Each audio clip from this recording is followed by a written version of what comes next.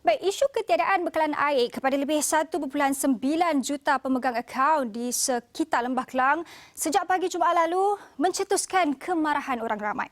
Apa tidaknya, semuanya gara-gara hanya seorang pengusaha kilang, tapi akibat yang ditanggung berjuta manusia. Kerakusan seorang individu ini umpama sukar dimaafkan oleh kita semua. Dan berada di bilik berita ketika ini adalah wartawan Firdaus Azil yang melakukan tinjauan di kilang terbabit di Rawang. Firdaus, sebelum itu petang tadi Menteri Besar Selangor Datuk Seri Amiruddin Syari ada melakukan sidang media. Kita secara tuntas nak tahu apa tindakan Kerajaan Negeri Selangor.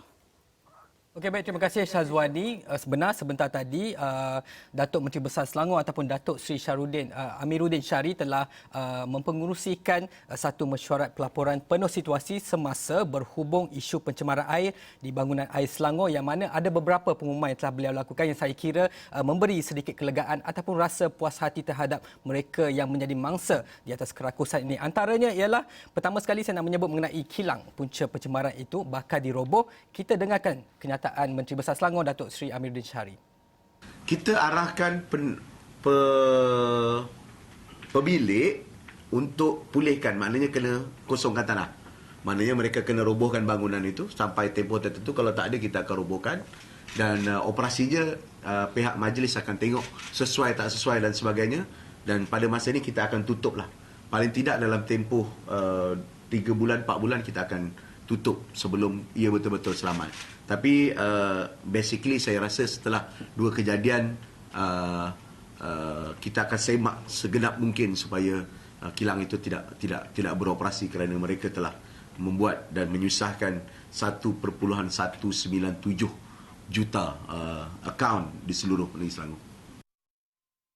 Baik, selain itu, Datuk Menteri Besar juga telah mengatakan bahawa pihaknya telah mengarahkan Majlis Perbandaran Selayang untuk mengambil tindakan sewajarnya, dan juga beliau turut meminta agar pengurusan Air Selangor Sdn Bhd ataupun Air Selangor dan Tenaga Nasional Berhad untuk memotong bekalan air dan elektrik bagi mengelakkan premis tersebut beroperasi semula. Bagaimanapun, saya nak ceritakan sedikit sebentar tadi. Pada sebelah pagi tadi, saya dan rakan setugas Helmi Malik serta kru kami telah pergi meninjau di kawasan itu, di mana kalau anda dapat lihat visual ini, berlaku satu demonstrasi oleh Dewan Pemuda PAS Selangor yang mana mereka menuntut agar tindakan sewajarnya diambilkan. Dan kita tahu bahawa keempat tadi kita sebut seorang, tetapi sebenarnya terdapat 4 pengarah serta 4 pengarah dan seorang pengurus, yang mana mereka telah pun ditahan pada malam tadi dan telah pun mendapat, di mana pihak berkuasa, pihak polis telah mendapatkan perintah reman daripada Mahkamah Selayang untuk kesemua suspek ini direman selama 6 hari, yang mana ini bagi membantu siasatan.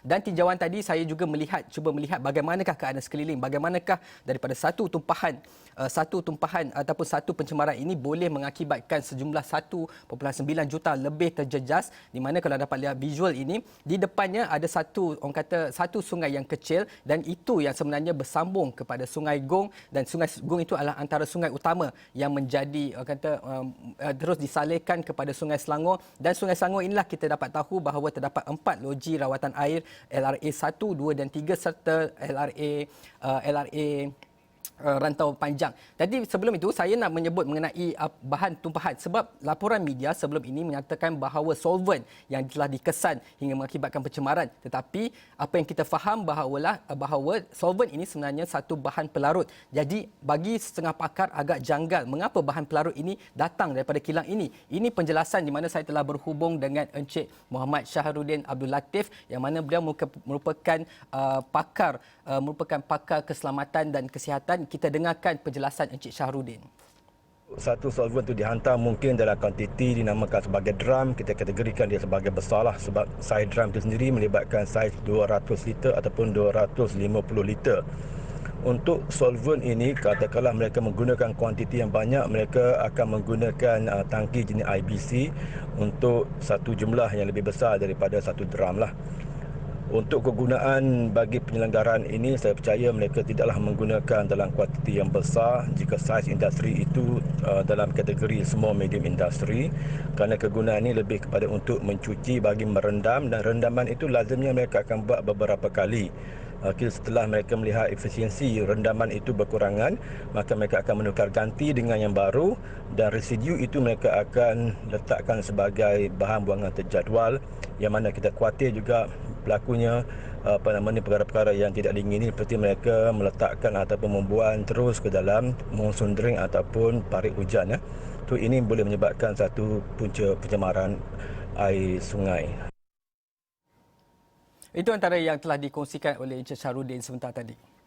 Okay. Baik, Firdaus, saya difahamkan ini bukanlah kesalahan pertama yang dilakukan oleh pemilik premis, kerana sebelum ini kita tahu sudah pun tindakan dikenakan. Tapi kenapa ketika tindakan pertama dikenakan, tiada pula arahan roboh itu dikeluarkan? Baik, sebenarnya soalan inilah menjadi orang kata persoalan kepada semua pihak, kerana memandangkan beberapa bulan lepas kita dapat beberapa media telah melaporkan bahawa ini bukan kali pertama, seperti yang Syazwani sebutkan, bahawa pemilik kilang ini bukan kali pertama mereka melakukan kesalahan ini. Beberapa bulan sebelum ini telah pun dikenakan kompaun oleh Jabatan Alam Sekitar sebanyak RM60,000, tetapi tidak dimaklumkan atas kesalahan apa. Tetapi kita pasti ini adalah akibat pencemaran memandangkan kompaun dikeluarkan oleh Jabatan Alam Sekitar. Tetapi yang menjadi tanda tanya ialah sekiranya anda telah mengenakan kompaun kepada premis ini, sudah pasti anda mendapat tahu di mana apakah orang kata maklumat ataupun perincian mengenai pemilik ini. Sekiranya seperti yang Menteri Besar sebutkan tadi bahawa premis ini didirikan di atas tanah persendirian, tidak ada lesen, tidak ada permit, bagaimana mereka boleh beroperasi selama beberapa bulan, dan akhirnya menjadi kembali kesalahan itu hingga mengakibatkan bukan saja anda sedang mancing, malah kami di Astro Awani juga ada yang terkesan akibatnya. Jadi ini yang perlu pihak penguatkuasa untuk jawab bagaimana mereka ini boleh dibenarkan beroperasi. Dan berbalik kepada tadi, mereka telah ditahan reman selama 6 hari. Selepas ini mereka telah diarahkan untuk merobohkan, tetapi kita nak mengetahui sebab tinjauan saya tadi, saya dapat ada beberapa kilang lain. Apakah kemungkinan bahawa mereka ini tidak akan melakukan kesalahan sama? Tetapi berdasarkan daripada sidang media Datuk Menteri Besar, sekiranya ada mereka yang ingin melakukan pencemaran ini, Datuk Menteri Besar, Datuk Seri Amiruddin Syari mengatakan bahawa denda kemungkinan akan dinaikkan daripada RM500,000 kepada RM1,000,000. Ini kenyataan Datuk Menteri Besar, Datuk Seri Amiruddin Syari.